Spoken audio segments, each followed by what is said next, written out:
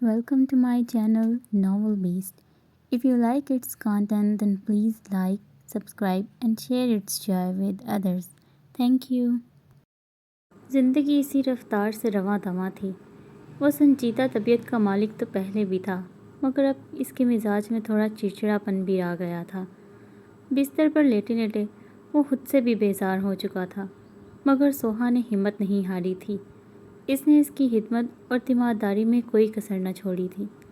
इसके फ्रेश होने से लेकर इसके खाने पीने, दवाओं का वो हर लिहाज से भरपूर ख्याल रख रही थी। बिस्तर पर मुसलसल लेटे रहने के बावजूद सालिक हैदर की नफासत पसंद तबीयत में कोई फ़र्क न आया था। वो जितना बेजार था, वो इतने ही सुकून से बिना माथे पर शिकन लाए इसके काम करती। वो जानती थी ये बेजारी और झंझलाहट इससे नहीं बल्कि इसके हालात से थी जिससे वो गुज़र रहा था। वो समझती थी कि वो अपनी इस हालत से समझौता नहीं कर पा रहा। ऐसी हालत में इसका इस तरह का रद्द अमल फितरी सी बात थी। वो अपना ज़्यादातर वक्त अपने कमरे में ही गुजारती। नीचे का चक्कर भी वो किसी नहायत ज़रूरी काम से ही लगाती थी, या अगर बीजान, अस्मा बेगम या मुराद साहब के पास कुछ वक्त गुजारने का दिल करता तो वो नीचे चली जाती, वगरना इसके शब रोज़ सालिक हैदर खान के ही होकर रह गए थे। इसने लाइब्रेरी रूम से चंद एक किताबें भी अपने कमरे में लाकर सालिक हैदर की साइड टेबल पर रख दी ताकि वह इन्हें पढ़कर अपना मूड कुछ बहाल कर सके।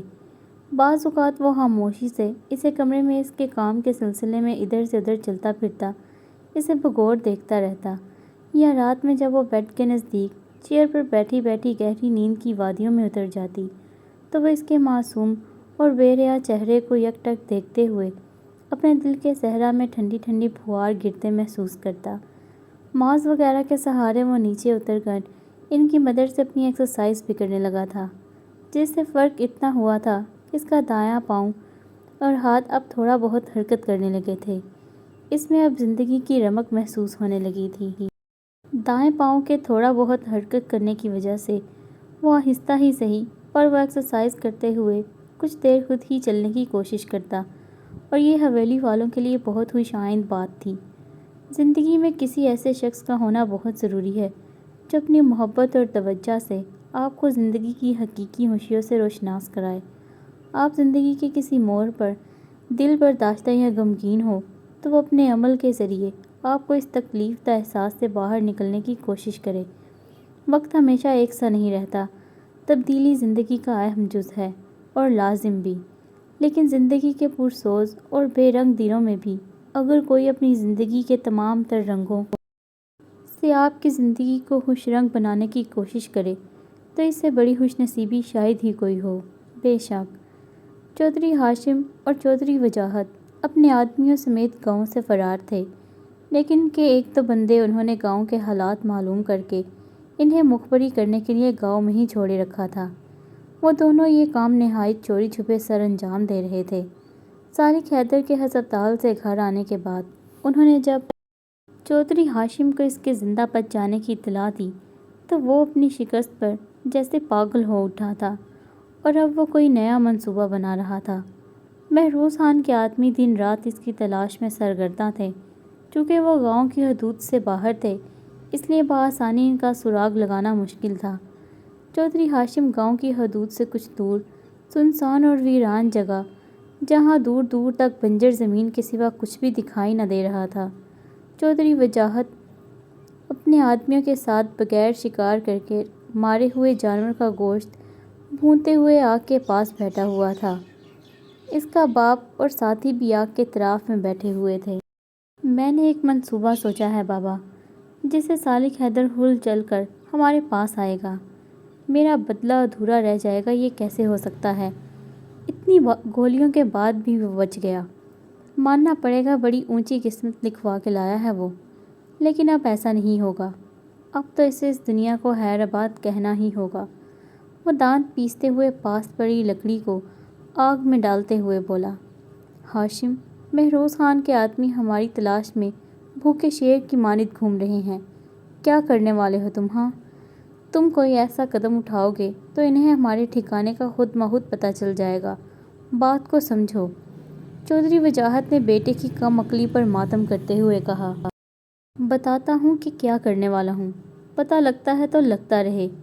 مجھے ہر صورت سالک حیدر کو موت کے گھاٹ اتارنا ہے۔ اس کے لیے مجھے اس کی بیوی کو اغوا کرنا پڑے گا، اور مجھے پکا یقین ہے کہ اپنی بیوی کی خاطر وہ خود چل کر یہاں تک آئے گا۔ اس نے شاطرانہ مسکراہٹ کے ساتھ اپنا پلان بتایا تو وہ سب دنگ رہ گئے۔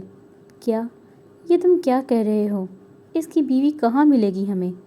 تم کوئی ڈھنگ کا منصوبہ نہیں بنا سکتے تو رہنے دو۔ چودھری وجاہت دانت کچکچاتے ہوئے بولا۔ بابا جان، ایک تو آپ کی بزدلی نہیں جاتی۔ مجھے دیکھیں میں کتنا بہادر ہوں۔ جب اس کام پر عمل کر کے دکھاؤں گا تو آپ سب میری ذہانت پر داد دیں گے۔ وہ دانت نکوستے ہوئے پستی کی نچلی سطح پر تھا۔ خیر چودھری صاحب، بزدل تو ہم سب ہی ہیں، جب یہ مقابلہ کرنے کی بجائے چھپ کر گاؤں سے کوسوں دور بیٹھے ہوئے ہیں۔ اس کے ایک آدمی نے ہمت کر کے دل کی بات بیان کی تو چودھری ہاشم آنکھیں نکال کر کھا جانے والی نظروں سے اسے بری طرح گھورنے لگا۔ بکواس بند، ورنہ اسی آگ میں تجھے بھی جھونک دوں گا۔ وہ چھپٹ کر اس کی گردن دباتے ہوئے بولا تو وہ خوف زدہ ہوتے بری طرح کھانسنے لگا۔ کچھ دیر اسی طرح اس کی گردن کو اپنی گرفت میں جکڑے رہنے کے بعد جھٹکے سے چھوڑتے ہوئے چودھری ہاشم نے چودھری وجاہت کی سمت دیکھا، جو پرسوچ انداز میں آگ سے نکلتی چنگاریوں کو دیکھ رہا تھا۔ اس کا آدمی کھانس کھانس کر بے حال ہونے کے بعد اب چپ چاپ بیٹھا خود کو کبھی منہ نہ کھولنے کی سرزش کر رہا تھا۔ جبھی چودھری ہاشم نے اپنا فون اٹھا کر گاؤں میں موجود اپنے 2 آدمیوں میں سے ایک کا نمبر ملایا۔ ہاں چودھری ہاشم بول رہا ہوں، میری بات غور سے سنو۔ تمہاری محبوبہ یاسمین ہے نا، اس سے ایک نہایت ضروری کام لو میرا۔ ترکیب میں بتاتا ہوں تمہیں، یہ کام آج شام تک ہو جانا چاہیے، سمجھے؟ دوسری جانب سے کال ریسیو ہوتے ہی وہ شروع ہو گیا تھا۔ پوری بات اپنے آدمی کو سمجھانے کے بعد اس نے فون رکھتے ہوئے مکروہ سی ہنسی کے ساتھ چودھری وجاہت کو دیکھا تو وہ بھی کچھ پرسکون ہوتے بنا ہوا گوشت کھانے لگے۔ شام کے سائے گہرے ہو رہے تھے، پرندے اپنے آشیانوں کی جانب لوٹ رہے تھے۔ ٹھنڈی اور پرنم ہوائیں چہرے کو چھوتی عجیب سا سرور بخش رہی تھیں۔ سوہا کمرے میں داخل ہوئی تو بیڈ پر لیٹے سالک حیدر نے آہٹ پر اس کی سمت دیکھا، جبکہ اس نے آگے بڑھ کر تمام کھڑکیوں پر گرے پردے اٹھاتے ہوئے کھڑکیاں کھول دیں اور چلتی ہوئی بیڈ کی دوسری سائڈ پر آ بیٹھی اور سالک حیدر کو دیکھا، جو اسے ہی سوالیہ نظروں سے دیکھ رہا تھا۔ موسم اچھا ہو رہا ہے نا، تو اس لیے کھولی تاکہ تم فریش سا فیل کرو، وہ ہلکی سی مسکراہٹ کے ساتھ بولی، جبکہ وہ اسے دیکھنے لگا۔ آنکھوں میں لو دیتا تاثر ابھر آیا تھا۔ نارنجی کلر کے شرارے میں دوپٹہ ایک کندھے پر رکھے، دوسرے کندھے پر آگے رکھی اس کے لمبے اور ریشمی بالوں کی ایک طرز کی موٹی اور برابر کی چوٹی، جس کی لٹیں ہمیشہ کی طرح چہرے کے اطراف میں جھول رہی تھیں۔ حویلی کے روایتی لک میں وہ اس قدر دلکش لگ رہی تھی کہ سالک حیدر کی نظریں اس کے چہرے سے ہٹنے کو انکاری تھیں۔ ایسے کیا دیکھ رہے ہو؟ وہ اس کی نظروں سے نروس ہوتی بولی۔ چہرہ سرخ ہو رہا تھا۔ سالک حیدر کے ہونٹوں پر ایک خوبصورت مگر ہلکی سی مسکراہٹ نے اپنی جھلک دکھائی۔ کچھ نہیں، وہ نفی میں سر ہلا گیا، تاہم نظریں ابھی بھی اس کے چہرے پر ہی ٹکی ہوئی تھیں۔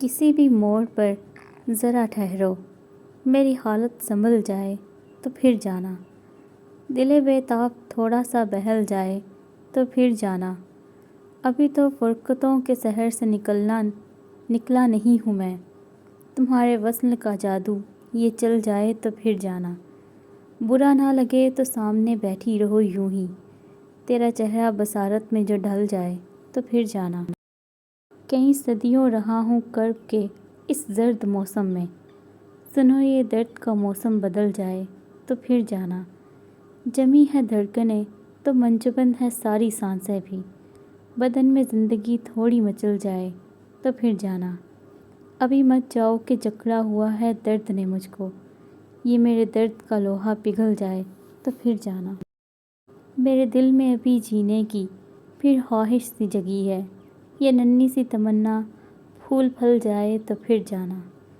میں سر دبا دیتی ہوں، وہ گڑبڑا کر کہتی ذرا سا آگے کو سرک آئی اور اپنا لرزتا ہاتھ اس کے ماتھے پر رکھا تو یکایک اس نے اپنا سر تکیے سے اٹھا کر اس کی گود میں رکھ لیا۔ وہ کچھ پل کے لیے ساکت سی رہ گئی، جبکہ سالک حیدر نے آنکھیں بند کر لی تھیں۔ بمشکل خود کو سنبھال کر اس نے اپنے لرزتے ہاتھوں سے اس کا سر دبانا شروع کیا۔ چہرے کی رنگت دم بدم گہری سرخی میں تبدیل ہوتی جا رہی تھی۔ کچھ دیر اس کا سر دباتے رہنے کے بعد اس نے ذرا سا جھک کر اس کی بند آنکھوں کو دیکھا تو احساس ہوا کہ وہ نیند میں چلا گیا ہے۔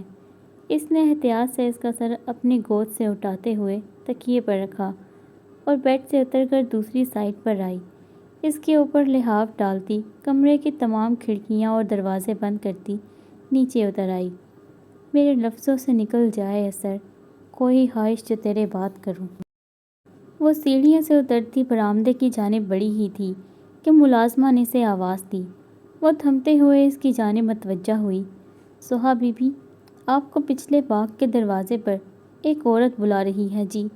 وہ کہہ رہی ہے کہ مجھے حیدر سائیں کی بیوی سے ہی کوئی ضروری کام ہے۔ نازو ہانپتی ہوئی بولی تو وہ بری طرح سے الجھ گئی۔ مجھ سے؟ اس نے انگلی سے اپنی جانب اشارہ کرتے ہوئے حیرت سے پوچھا۔ کون ہو سکتا تھا؟ وہ تو آس پاس کے لوگوں کے بارے میں کچھ بھی نہیں جانتی تھی سوائے حالاؤں کی فیملی کے۔ جی ہاں، آپ سے، نازو نے دانت نکالتے ہوئے کہا۔ تم ان سے پوچھو کہ کیا کام ہے۔ کچھ سوچتے ہوئے اس نے نازو کو کہا۔ نا جی، میں نے پوچھا تھا لیکن وہ کہہ رہی ہے کہ اسے آپ سے ہی کام ہے۔ 2 منٹ کے لیے آپ اس کی بات سن لیں۔ وہ عورت حجاب میں ہے، چہرہ نہیں دیکھا میں نے۔ نازو نے ہاتھ نچاتے ہوئے تفصیل بتائی۔ ٹھیک ہے، میں دیکھ لیتی ہوں۔ وہ الجھتی ہوئی باغ کی سمت چل دی۔ یہاں تک کا راستہ بھی طے کرنے میں تقریباً 15 منٹ کا وقفہ درکار تھا۔